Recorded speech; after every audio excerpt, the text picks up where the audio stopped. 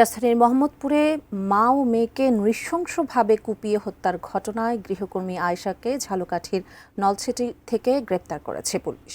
আটক করা হয়েছে আয়েশার স্বামী রাব্বিকে। তবে হত্যার মোটিভ কি তা আসামিকে জিজ্ঞাসাবাদ শেষে জানা যাবে।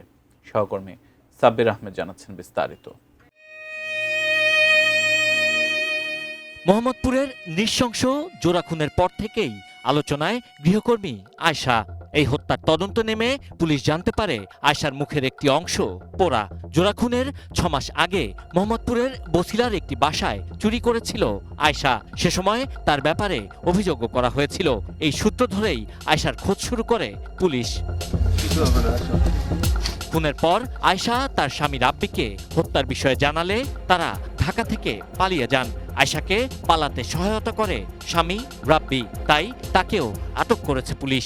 আগের দিন একটু চিল্লাচিল্লি করছি, ঠিক আছে, ও চেষ্টা করছি হয়তো ব্যাগে যে ল্যাপটপ মোবাইল টোবাইল এগুলো নিয়ে আসলে হয়তো পরে টাকা পাইবো, আমরা দিব, ঠিক আছে। কিন্তু ওই যে নিয়ে আসার সময় মানে সব কিছু কমপ্লিট নিয়ে আসবো এই সময় মনে হয় ম্যাডাম পিছন থেকে আটকাইছে।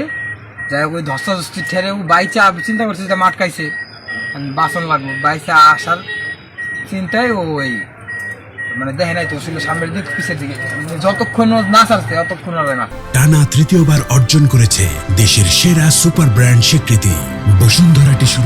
কেন এমন নৃশংসতা? হত্যার কারণই বা কি? এমন প্রশ্নে পুলিশ জানায়, স্বর্ণগহনা চুরি করার পর আয়েশা পালিয়ে যাওয়ার চেষ্টা করলে গৃহকর্মী লায়লা আফরোজ তাকে বাধা দেয়। এ সময় আয়েশা তাকে কুপিয়ে জখম করে।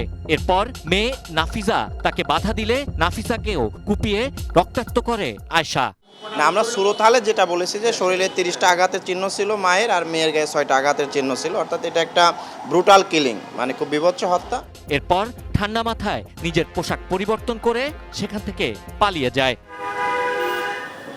মোহাম্মদপুরের শাহজাহান রোডের 14 তলা ভবনের 7ম তলায় লায়লা আফরোজ ও তার মেয়ে স্কুল পড়ুয়া নাফিসাকে গেল সোমবার ছুরিকাঘাতে হত্যা করা হয়। হত্যার পর নিহত নাফিসার স্কুলের পোশাক পরে বের হয়ে যায় আয়েশা। জোড়া খুনের ঘটনায় লায়লা আফরোজের স্বামী আজিজুল ইসলাম মোহাম্মদপুর থানায় মামলা করেন।